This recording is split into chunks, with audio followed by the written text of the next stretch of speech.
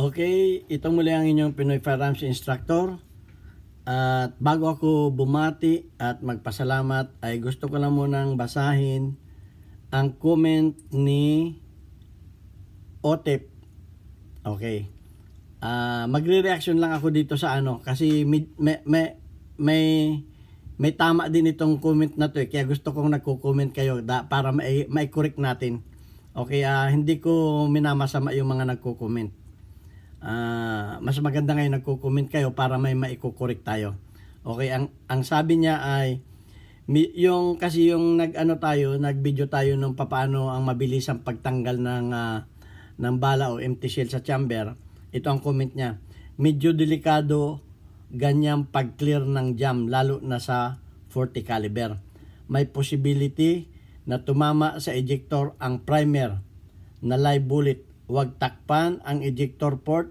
May mga nadisgrasya na din sa ganyang style ng pag-clear ng jam. Okay, hindi ko ito kinukontra, pero may liliwanagin lang ako. Hindi ko sinasabing mali yan, pero may liliwanagin lang ako at may itatama lang ako. Okay, pero bago natin puntahan yan, ako lang ay magpapasalamat sa 35,180 plus na mga subscribers natin at patuloy tayong dumarami kahit tayo na strike. At maraming salamat sa mga silent viewers natin sapagkat alam naman natin na tayo ay may tinutulungan na mga 6 na mga estudyante. Kaya nga tayo ay nagpapasalamat sa ating mga sponsor. Ayan, shout out kay Alfredo Isidro or Dosipay ng Las Piñas, sa aking kaibigang architect Salvador na naging kaibigan ko dito sa Kuwait, at kay Boy Umay, kay Jubel Platoon, yan. At yung nagtanong sa atin ng ating GCash number, si JC Antonio Official, ayan, didikit ko na lang dito para hindi na ako maglalagay sa screen. Ayan, at yung mga gusto pang tumulong ay maraming salamat sa inyo.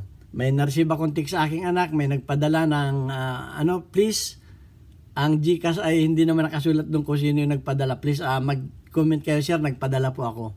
Okay, hindi ko naman binabanggit dito yung laki ng inano ninyo, kahit gano'n kalaki yan, kaliit yan. Ang importante dyan ay yung diwa ng pagtulong. Okay, hindi po tayo nagpapalakihan ng tulong.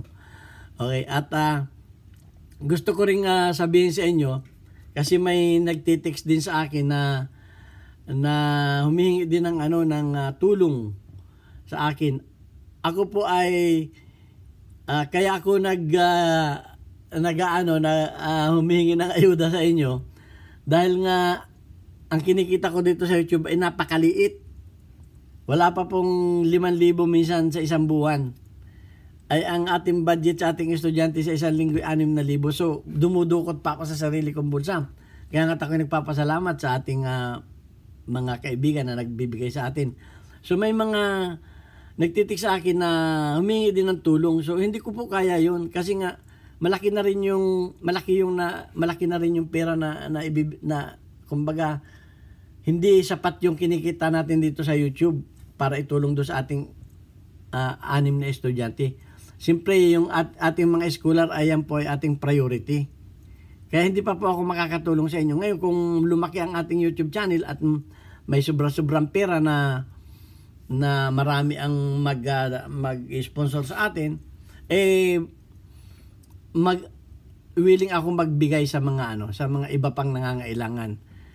Pero sa ngayon as of now, yung 6 na estudyante mo na ang priority ng ating YouTube channel. Okay, at maraming salamat sa inyong pangunawa. Hayaan ninyo, lalaki din ito ang ating YouTube channel. Tsaga-tsaga lang tayo. At dalangin ko pa, marami pa sana ang magbigay.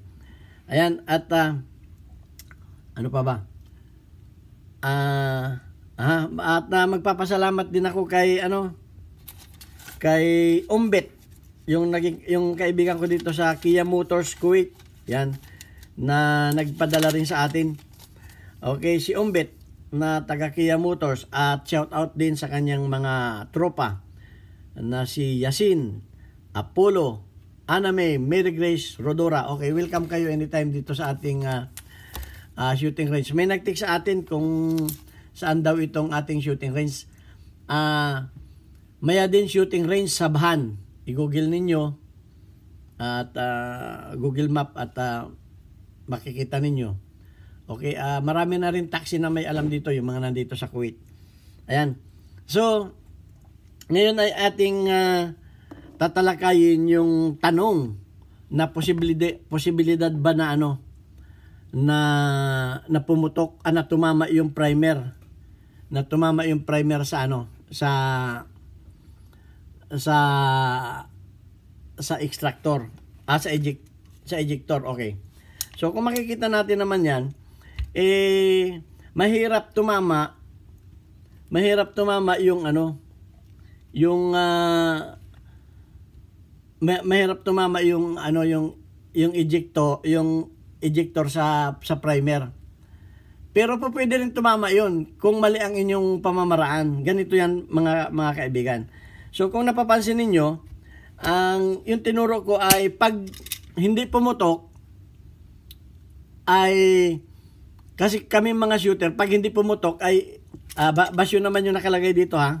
Basyo naman yan So ang sinasabi ko, mahirap hindi tatama yan sa pag ganyan ha.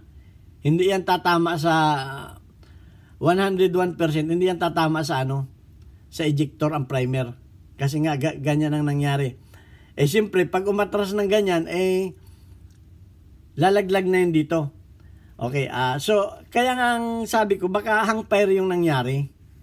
Baka hang fire, kaya nga itinuro ko sa inyo na po pwedeng mag-hang fire. Sa tinuro ko na at least 30 seconds at hanggang 1 minute, itutok ninyo muna pabayaan muna ninyo nakatutok sa safe direction, saka kayo magawa ng rectify. Okay, so ganito yan. Ang tanong ay, bakit mo tatanggalin yung bala na umistak doon? Di ba hindi pumutok? Isang tanong yan. Hindi pumutok So, imposible nang pumutok uli yun. Kasi kaming mga shooter, pagka, okay, basyo yan basyo. Double check, basyo. Pagka hindi pumutok, unang ay ikinakakuli yan at pinapatatluhan pa yan. So, hindi pumuputok. May mga bala talaga na hindi pumuputok. Bibigyan ko kayo ng example. Ito, malalalim ang tama. Ito, kinukulikta ko. Live bullet yan. Pero hindi siya pumuputok. Meron talagang hindi pumuputok. Okay? So, hindi nga pumuputok. Kahit pa tumama siguro yan. Sabi na natin tumama yan sa tumama sa ejector yan, hindi na nga pumuputok. Paano pa puputok yan?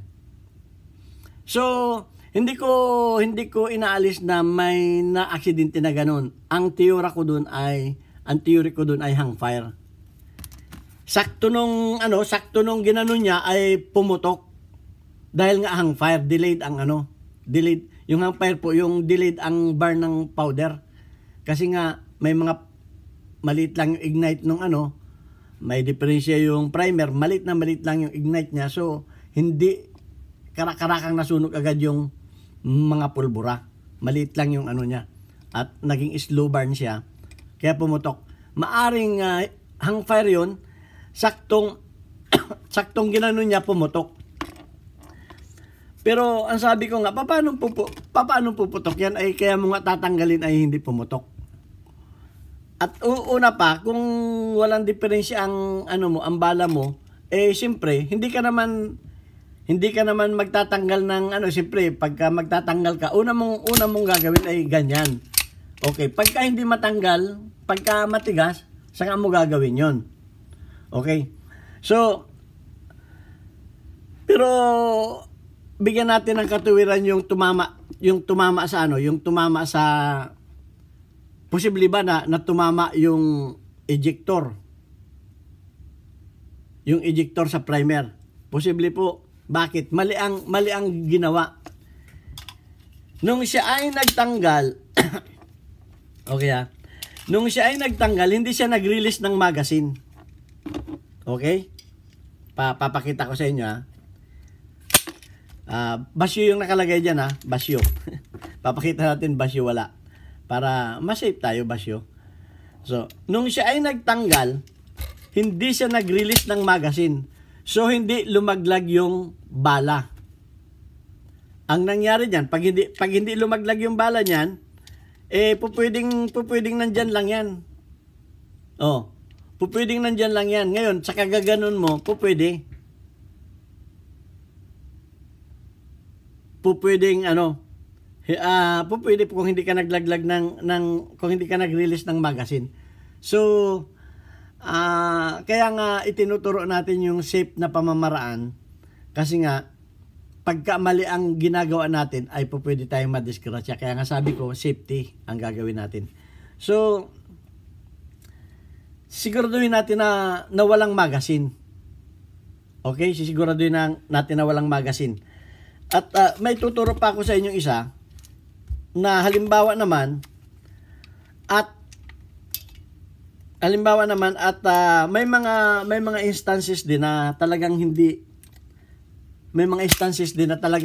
kayang tanggalin. So pagka ganun, ang gagawin na natin ay ganito. Tatanggalin na natin sa slide. Tatanggalin na natin yung barrel. Ilabas na natin yung barrel. At ito na ang pinakang safe na paraan. Kukuha tayo ng screwdriver at dito na natin siya susungkitin. Ayan o, dito na natin siya susungkitin. Gaganunin na natin siya. Kasi nga, may pagkakataon na natitigpal itong nalalabit itong tapat na to. May pagkakataon na nalalabit yan, natatanggal yan. So, kahit anong gawin ninyo, hindi na talaga matatanggal yan. Kasi nga, hindi na kaya ng extractor niya. Kasi labit na nga ito. Nasira na yung labi na yan. No? Nasira na yan. So, ganito nang gagawin ninyo. Tatanggalin na ninyo ng screwdriver dyan. At wag kayong mag-ano dito. Wag kayong mag-attempt na magtanggal dito.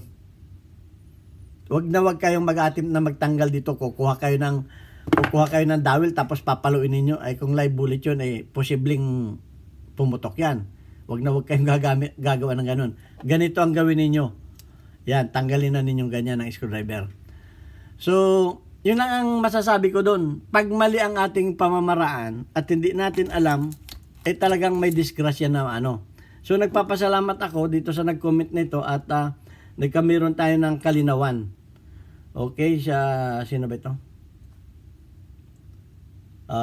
Kay Otip.